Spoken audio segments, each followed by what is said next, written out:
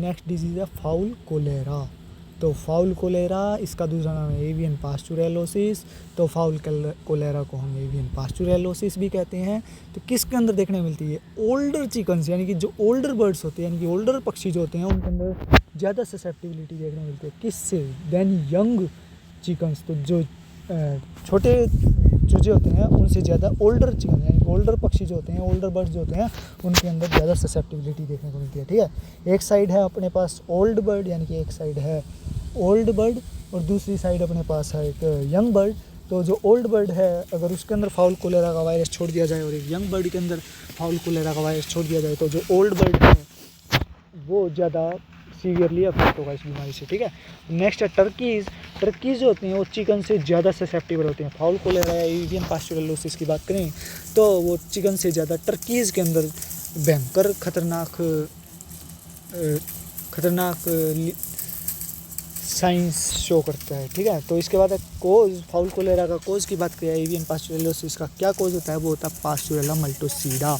तो पास्चुरेला मल्टोसीडा जो होता है वो फाउल कोलेरा कोज करवाता है या एवियन पास्चुरेलोसिस कोज करवाता है। तो ये जो पास्चुरेला मल्टोसीडा होता है ये एक बाइपोलर ऑर्गेनिज्म होता है। बाइपोलर ऑर्गेनिज्म का मतलब है जब इसकी स्टेनिंग की जाती है तो इसके जो एंड्स होते हैं वो स्टेन लेते हैं और बीच का जो पार्ट होता है वो कलरलेस ही रह जाता है, तो उसे हम बाइपोलर स्टेनिंग कहते हैं। यानी कि अगर ये बैक्टीरिया है तो इसके जो एंड्स होंगे ये ही स्टेन लेंगे और जो बीच का एरिया होगा ये विदाउट स्टेन रहेगा, यानी कि जो है कलरलेस रहेगा, या फिर बिल्कुल फीका कलर लेगा जो बजाय कि एंड्स के, तो एंड्स के ऊपर हमें गाढ़ा गाढ़ा कलर दिखाई देगा। तो ये होती है बाइपोलर स्टेनिंग। तो बाइपोलर ऑर्गेनिज्म है। रूट ऑफ इन्फेक्शन की बात करें, ट्रांसमिशन कैसे होता है फाउल कोलेरा एवियन पास्चुरेलोसिस का? तो वो होता है इंजेक्शन के थ्रू।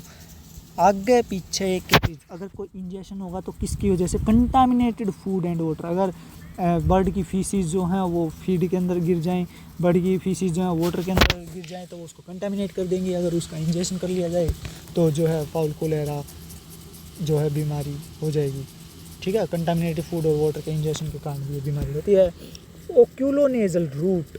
ओक्यूला का मतलब आई से रिलेटेड, नेजल मतलब नोज से रिलेटेड, तो उस रूट से भी, ओक्यूलोनेजल रूट से भी जो है ये बीमारी बॉडी के अंदर एंट्री कर सकती है through upper respiratory tract. Upper respiratory tract के थ्रू भी ये जो बीमारी है वो बॉडी के अंदर एंट्री कर सकती है। अपर रेस्पिरेटरी ट्रैक्ट का मतलब लंग्स के ऊपर का हिस्सा, फेरिंग्स या लैरिंग्स तक का इतना हिस्सा। ठीक है, तो नोस्ट्रिल, लैरिंग्स बस इतना ही अपर रेस्पिरेटरी ट्रैक्ट।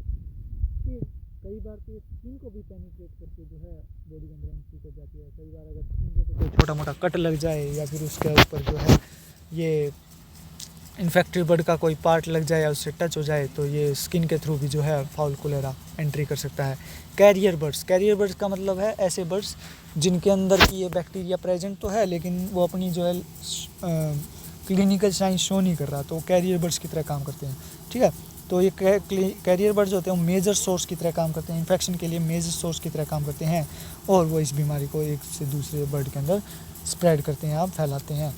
ठीक है, तो इसके बाद पैथोजेनेसिस की बात करें तो इस बीमारी की पैथोजेनेसिस की बात करें तो इंक्यूबेशन पीरियड कितना होता है? इस बीमारी का इंक्यूबेशन पीरियड जो होता है वो 4 से लेकर 9 दिन तक का होता है।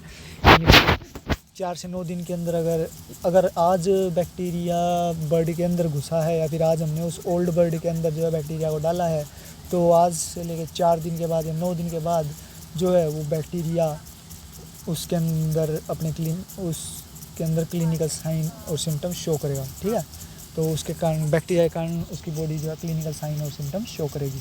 तो आज क्या वार है? आज वार है मंगलवार। तो मंगलवार तो 4 दिन बाद क्या आएगा? शनिवार तो सैटरडे, या फिर 9 दिन की बात करें तो क्या आएगा? सैटरडे, संडे, फ्राइडे, तो नेक्स्ट फ्राइडे। ठीक है, तो इस सैटरडे यानी कि इस वीक का सैटरडे और नेक्स्ट फ्राइडे के दिन जो है वो उस ओल्ड बर्ड के अंदर हमें साइन और सिम्टम्स शो होंगे। ठीक है, तो ऑर्गेनिज्म जो होगा वो ओरल और रेस्पिरेटरी ट्रैक्ट के थ्रू जो है वो एंट्री करता है।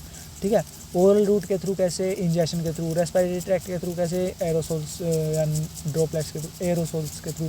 ठीक है, तो enter into mucous membrane of pharynx. तो ये अगर ओरल हुआ या रेस्पिरेटरी ट्रैक्ट हुआ तो ये जो फेरिंग्स की म्यूकस मेम्ब्रेन है उसके अंदर एंट्री करेगा और अपर रेस्पिरेटरी ट्रैक्ट की जो म्यूकस मेम्ब्रेन है उसके अंदर एंट्री करेगा, ठीक है। अगर ओरल रूट से करेगा तो फेरिंग्स की म्यूकस मेम्ब्रेन के अंदर एंट्री करेगा, और अगर रेस्पिरेटरी ट्रैक्ट से एंटर करेगा तो अपर रेस्पिरेटरी ट्रैक्ट की जो म्यूकस मेम्ब्रेन है उसके अंदर जा करके अपना बसेरा डालेगा, ठीक है। फिर ये म्यूकस मेम्ब्रेन को पेनिट्रेट करने के बाद ब्लड सर्कुलेशन के अंदर जाएगा, ठीक है। ब्लड सर्कुलेशन के अंदर बैक्टीरिया ब्लड के अंदर होगा और वहाँ पे मल्टीप्लाई करेगा, तो उस कंडीशन को हम कहते हैं बैक्टीरियमिया। और जब बैक्टीरिया ब्लड के अंदर होगा और मल्टीप्लाई करने के साथ साथ अपने टॉक्सिन्स भी प्रोड्यूस करेगा, टॉक्सिन्स भी रिलीज करेगा, तो उस कंडीशन को हम कहेंगे सेप्टिसीमिया, ठीक है। तो इस बेसिस के ऊपर सेप्टिसीमिया के बेसिस पे लीजन्स प्रोड्यूस करेगा और वेस्कुलर डिस्टर्बेंसेस कोज करेगा। वेस्कुलर डिस्टर्बेंसेस का मतलब है, वेस्कुलर का मतलब वेसल्स, वेसल्स के अंदर क्या होता है, वेसल्स क्या होती है, पाइप, देखें ना पाइप, पानी की पाइप, तो उस टाइप की वेसल्स जिसके बीच में खाली स्पेस हो जिसके अंदर से फ्लूइड पास होता है। तो बॉडी के अंदर ऐसी कौन सी चीज़ है जिसके जो कि वेसल की तरह काम होती है, ब्लड वेसल्स, लिम्फेटिक वेसल्स। तो वेस्कुलर डिस्टर्बेंसेस कोज करेगा, यानी कि वेसल्स के अंदर डिस्टर्बेंस कोज करेगा। और एंडोटॉक्सिन, इस बैक्टीरिया का जो एंडोटॉक्सिन है, एक तो होता है एक्सोटॉक्सिन और एक होता है एंडोटॉक्सिन। तो जो बैक्टीरिया का एंडोटॉक्सिन है, यानी कि बैक्टीरिया की डेथ के बाद जो टॉक्सिन प्रोड्यूस होंगे एंडोटॉक्सिन्स, वो पैथोजेनेसिस के अंदर इंपॉर्टेंट रोल प्ले करते हैं। तो एक्सोटॉक्सिन का मतलब होता है बैक्टीरिया खुद कुछ ना कुछ प्रोडक्ट बनाएगा और फिर वो रिलीज करेगा। एंडोटॉक्सिन का मतलब है बैक्टीरिया ने अपनी पूरी लाइफ साइकिल कंप्लीट कर ली, उसकी डेथ होगी तो उसके अंदर केमिकल रिएक्शंस होंगी और वो जब ब्रस्ट होगा तो उससे जो उसके टॉक्सिन्स रिलीज होंगे वो होंगे एंडोटॉक्सिन। तो एंडोटॉक्सिन जो होंगे वो इस बैक्टीरिया के इस कंडीशन के अंदर जो है फाउल कोलेरा है, इसके अंदर पैथोजेनेसिस के अंदर major role, important role play करते हैं। कुछ केसेस के अंदर जहाँ पर वायरुलेंस जो होती है ऑर्गेनिज्म के अंदर लो होती है, यानी कि वायरुलेंस, जिस कंडीशन के अंदर वायरुलेंस लो होती है, वायरुलेंस का मतलब degree of causing any disease. तो जिस केस के अंदर बर्ड के अंदर जो है वायरुलेंस की कमी होती है, या फिर डिजीज़ कोजिंग कैपेसिटी थोड़ी कम होती है, या फिर बर्ड्स जिसके अंदर की रेजिस्टेंस ज़्यादा होता है, यानी कि उनके जो इम्यून सिस्टम वो अच्छा होता है, जिसके अंदर रेजिस्टेंस प्रेजेंट होता है, सेप्टिसीमिया फेज जो होती है वो सबसाइड्स, उस कंडीशन में हमें सेप्टिसीमिया फेज नहीं देखने को मिलती। यानी कि अगर हमने आज उस बर्ड के अंदर, यानी कि जो बर्ड है उसके अंदर इस वायरस को इनोकुलेट कर दिया, डाल दिया और बर्ड किया, तो इम्यूनिटी अच्छी होगी, या फिर जो हमने वायरस डाला है उसकी जो डिजीज़ कोजिंग कैपेसिटी है वो बहुत कम होगी, तो उस केस के अंदर जो है सेप्टिसीमिक फेज जो है वो हमें उस बर्ड के अंदर देखने को नहीं मिलेगा। तो ऑर्गेनिज्म जो होगा, अब सेप्टिसीमिया नहीं होगा तो वो बहुत सारे जितने भी ऑर्गन्स होंगे, जैसे कि लीवर हुआ, स्प्लीन हुआ, वेटल हुआ, जॉइंट्स हुआ, लंग्स हुए, ईयर हुए, या फिर ब्रेन का बेस ऑफ ब्रेन, यानी कि ब्रेन का जो बेस होता है वो वाला पार्ट, उसके अंदर जा कर के जो है सेटल डाउन हो जाएगा, यानी कि जो है वहाँ पे जा कर के अपने रहना शुरू कर देगा। कहाँ शुरू करेगा, सेप्टिसीमिया फेज तो नहीं होगी, लेकिन जो बैक्टीरिया है वो लीवर के अंदर, स्प्लीन के अंदर, वेटल के अंदर, जॉइंट्स के अंदर, लंग्स के अंदर, ईयर के अंदर और ब्रेन के बेस के अंदर जो है सेटल डाउन होना शुरू हो जाएगा, यानी कि वहाँ पे जाके जमना शुरू हो जाएगा, ठीक है, या वहाँ पर प्रेजेंट होगा। कई बार जो ऑर्गेनिज्म जो होता है वो स्किन के थ्रू एंट्री कर जाता है, जिसके कारण की सेप्टिसीमिया देखने को मिलती है और लोकलाइज क्यूटेनियस लीजन्स देखने को मिलते हैं। लोकलाइज का मतलब होता है एक फिक्स जगह से ही रिलेटेड, दो टर्म होती है, एक लोकल और एक जनरल। लोकल का मतलब है अगर एक पर्टिकुलर एरिया है तो उसी से रिलेटेड, और जनरल का मतलब है पूरी बॉडी से रिलेटेड, ठीक है, यानी कि बहुत बड़े एरिया से रिलेटेड। तो लोकलाइज्ड तो यानी कि जिस स्किन के जिस पार्ट से वो बॉडी के अंदर एंट्री करेगा उसके कारण सेप्टिसीमिया होगा, और सेप्टिसीमिया के कारण जो है लोकलाइज्ड क्यूटेनियस लीजन देखने को मिलेगा, यानी कि स्किन जहाँ से एंट्री की उसी एरिया के अंदर हमें जो है लीजन्स देखने को, लोकलाइज्ड क्यूटेनियस लीजन्स देखने को मिलेंगे। तो इसके बाद है क्लिनिकल साइन।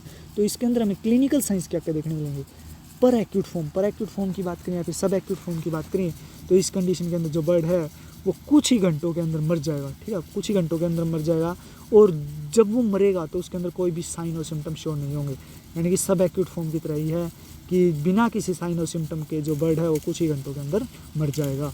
एक्यूट फॉर्म की बात करें तो बर्ड के अंदर जो है हमें बुखार देखने मिलेगा, यानी फीवर देखने मिलेगा, एनोरेक्सिया यानी भूख की कमी देखने को मिलेगी, डिप्रेशन देखने को मिलेगा, सियानोटिक कॉम देखने को मिलेगा। सियानोटिक का यहाँ का मतलब है कि जब बर्ड के अंदर क्या होगा, बर्ड की जो ब्लड सेल्स हैं वो अच्छे से काम नहीं करेंगी, क्योंकि जो ब्लड सेल है उसके साथ क्या है, बैक्टीरिया प्रेजेंट है, तो वो ऑक्सीजन की डिमांड को इतने अच्छे से प्रॉपरली जो है वो फुलफिल नहीं होने देगा, और जो कॉम्ब है उसके अंदर सियानोसिस यानी कि ब्लूइश डिस्कलरेशन देखने मिलेगी। ब्लूइश डिस्कलरेशन का यहाँ पर मतलब है कि पहले जो कोम का कलर है, क्योंकि अगर हमें कोई बर्ड है उसकी हेल्थ चेक करनी है तो हम उसके कोम और पेटल के कलर को देखेंगे। अगर वो ब्राइट पिंक है या ब्राइट रेड है तो हम समझेंगे वो हेल्दी है, लेकिन जो ही वो फीका कलर हो जाए, यानी फीका हो जाए यानी कि पेल कलर हो जाए, तो समझ लेना उसको कोई ना कोई बीमारी है। तो इस कंडीशन के अंदर सियानेटिक कोम है, यानी कि पेल से भी लोअर कंडीशन, यानी कि बुरी से बुरी कंडीशन हो गया, यानी कि ब्लू कलर की डिस्कलरेशन होना शुरू हो गई है, तो उस केस के अंदर जो है बीमारी बहुत भयंकर है। वेटल और कोम का जो कलर है वो ब्लू कलर का हो जाएगा। डायरिया देखने को मिलेगा, यानी कि फाउल कोलेरा कंडीशन के अंदर हमें डायरिया देखने को मिलेगा। ड्राउजीनेस यानी कि थोड़ी सुस्ती देखने को मिलेगी। डिस्पनिया देखने में, सांस के अंदर जो है सांस लेने में दिक्कत देखने मिलेगी, ठीक है। नेज़ल डिस्चार्ज, क्योंकि ये अपर रेस्पिरेटरी ट्रैक्ट को अफेक्ट कर रहा है तो नेज़ल डिस्चार्ज होना नॉर्मल सी बात है, क्योंकि अपर रेस्पिरेटरी ट्रैक्ट के अंदर क्या कहता है, नोज आती है, नोस्ट्रिल्स आती हैं और अपना जो है लैरिंक्स वाला एरिया आता है, फेरिंक्स वाला एरिया आता है। तो ये नेज़ल डिस्चार्ज एक कॉमन सी बात है। और इस कंडीशन नेज़ल डिस्चार्ज के कारण जो है राइनाइटिस देखने मिला। राइनाइटिस में इन्फ्लामेशन ऑफ नोज, साइनोसाइटिस यानी कि जो इन्फ्लामेशन ऑफ साइनोसॉइड्स, तो ये देखने को मिलेंगे, ठीक है। साइनोसाइटिस, हाँ, इन्फ्लामेशन ऑफ साइनोसॉइड्स।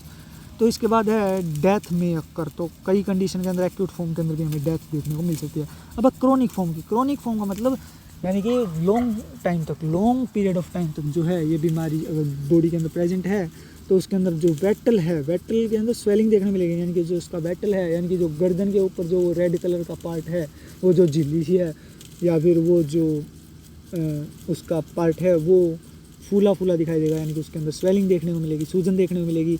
और एडिमेटस, अब सूजन है, सूजन तो किस कारण से होगी, सूजन कब होती है किसी भी चीज़ के अंदर, या तो उसके अंदर कुछ ना कुछ भरे, या फिर हवा भर जाए, या फिर फ्लूइड भर जाए। तो नॉर्मली लिविंग बॉडी के अंदर क्या होता है, फ्लूइड भरता है। तो एडिमेटस, एडिमा के कारण जो है वो स्वेलिंग देखने को मिलेगी, और उस एडिमा के अंदर जो फिब्रिन पुरुलेंट एक्सुडेट देखने को मिलेगा, ठीक है। फिब्रिन पुरुलेंट एक्सुडेट, एक बात याद रखना, जो एक्सुडेट होता है वो बैक्टीरियल डिजीज़ हो या वायरल डिजीज़ हो या फंगल डिजीज़ है, पैरासिटिक डिजीज़ है, उसके अंदर हमें एक्सुडेट देखने को मिलता है। और पुरुलेंट, पुरुलेंट यानी कि पस भी प्रेजेंट होगी। फिब्रिन, फिब्रिन यानी कि फाइब्रस, फिब्रिन भी प्रेजेंट होगा और उसके अंदर पस भी प्रेजेंट होगी। और एक्सुडेट तो है ही है, क्योंकि बैक्टीरिया के कारण उसके अंदर एडिमा हुआ है, तो उस जो fluid accumulated in edema due to any bacterial infection, fungal infection, viral infection या parasitic infection is known as exudate, ठीक है। तो उसके अंदर हमें फिब्रिन यानी कि फाइबर देखने को मिलेगा, पस देखने को मिलेगी और एक्सुडेट देखने को मिलेगा, ठीक है।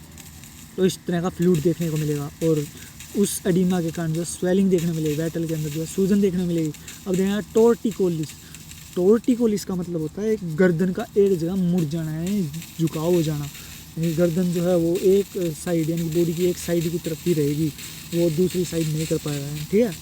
तो इसके बाद due to infection of middle ear, तो मिडल ईयर के अंदर इन्फेक्शन होने के कारण तीन पार्ट होते हैं ना, outer ear, middle ear, inner ear. तो आउटर ईयर के अंदर क्या पिन्ना है, मिडल ईयर के अंदर जो ईयर कैनाल है, और इनर ईयर के अंदर क्या है वो कोकलिया और वो अदर पार्ट्स हैं जो नर्व्स एंडिंग्स हैं। तो मिडल ईयर के अंदर इन्फेक्शन हो जाता है, ठीक है। तो मिडल ईयर के अंदर इन्फेक्शन होने के कारण उस बर्ड के अंदर में टॉर्टिकोलिस देखने को मिलता है, ठीक है। तो ये रहा टॉर्टिकोलिस वाली कंडीशन है। तो इस बर्ड के जो मिडल ईयर है उसके अंदर इन्फेक्शन के कारण जो है लेटरल ट्विस्टिंग हो जाती है हेड की और नेक की। जो हेड है यानी कि इसका जो सिर है और इसकी जो गर्दन है वो बॉडी की एक साइड की तरफ ही जो है वो ट्विस्ट हो गई, यानी कि एक साइड इसका झुकाव हो गया है, ठीक है। तो यानी कि अगर इस बर्ड के हिसाब से देखा जाए तो ये इसके लेफ़्ट साइड की तरफ है, तो लेफ़्ट साइड इसकी ट्विस्टिंग हो गई है टॉर्टिकोलिस के अंदर, ठीक है। तो नेक्स्ट लीजन नेक्स्ट टाइम करेंगे, ठीक है।